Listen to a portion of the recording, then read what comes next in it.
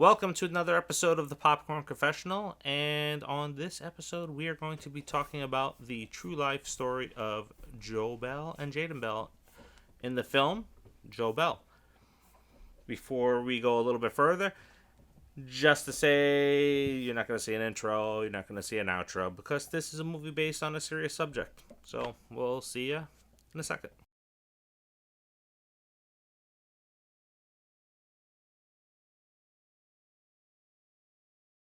The tragic true story of Jadin Bell, a teen bullied for being openly gay who takes his own life, leaving his father Joe Bell to embark on a journey walking from Oregon to New York, where Jadin wanted to live someday, to raise awareness against bullying for those that are different than us. Only his journey is not entirely about raising awareness, but a journey of self-discovery and mourning his son's death. So that is essentially the story. I'd never heard of the story before. No, I didn't either, but I think there's probably a lot of these stories we haven't heard of. Yeah, it happens And that's every single day. unfortunate. Now, I only seen the trailer for this 2 weeks ago. You didn't see the trailer till Yesterday. And so we're seeing it on opening night. You know, when it comes to dramas, my saying about drama movies is I don't need to see dramas because I got drama in my own life. Don't need to see it. Real life, right? Especially the last year. Anyway, but with this film here, it just kind of had its message. And it's like, yeah, I got to go see the movie.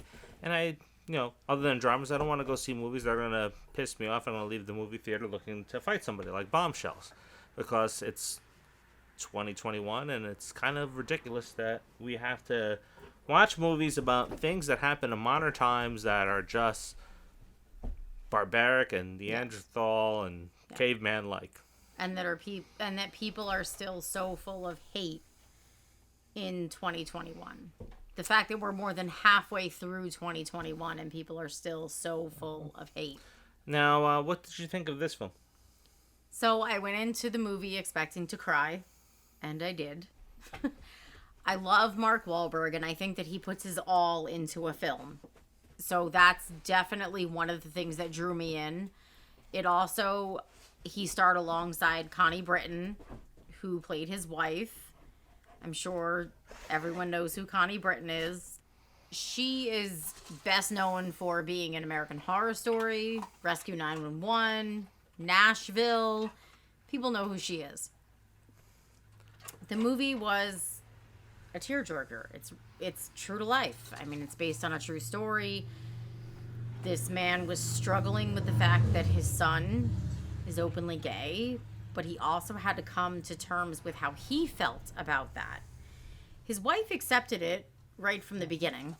There was no question. She was like, our son's gay, that's it. He kind of wanted to sweep it under the rug, didn't want to talk about it.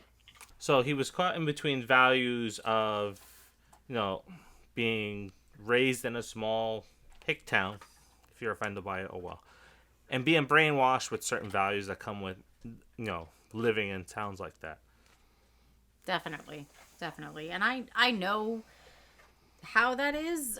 When I left New Jersey, I was moved into a small hick town where there was one traffic light and a church and a gas station and a general store, and that was all that existed in this town.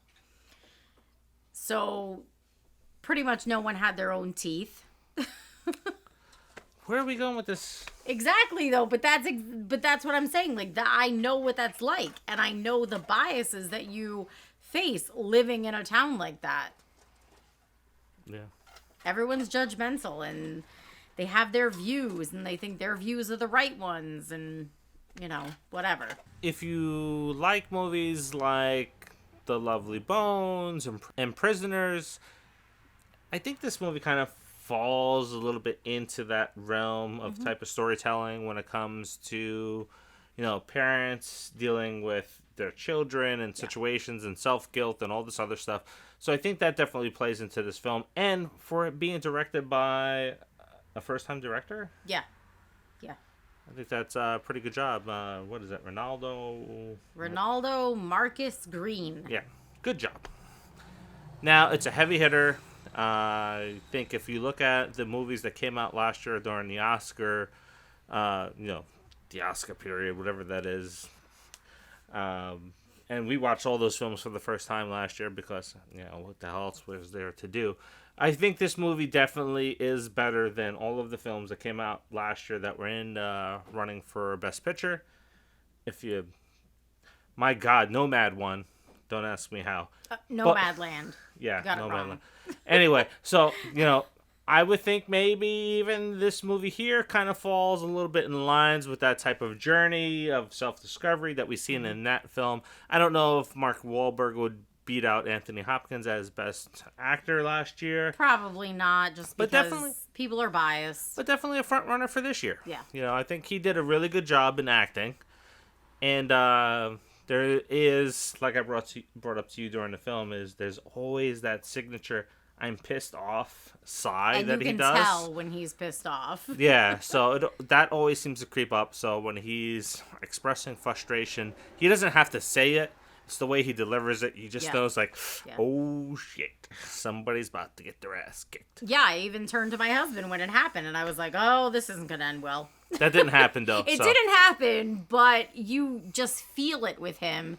If you're familiar with his work and his movies, you can just feel it. So I think Mark Wahlberg did good. The actor playing Jadin did excellent as well. He was excellent. He really was. Yeah.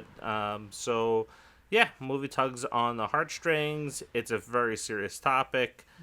Definitely worth seeing. I'm not going to rate it because it's a good film. The story was delivered well. It hits on a lot of topics that, we shouldn't be talking about in 2021. Let's face it. It's 2021, people.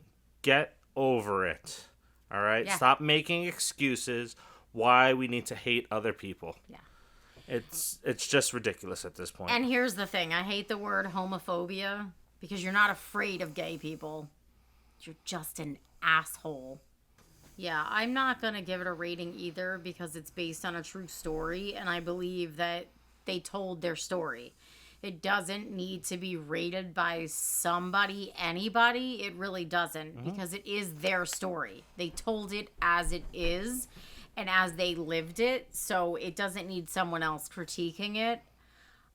It's just something that everyone should watch, and people should open their eyes. Yeah, Mark Wahlberg has made some comments about his own life and after doing this film and how he's going to approach things. So, yeah, it's an eye-opener. It is, definitely. Sorry.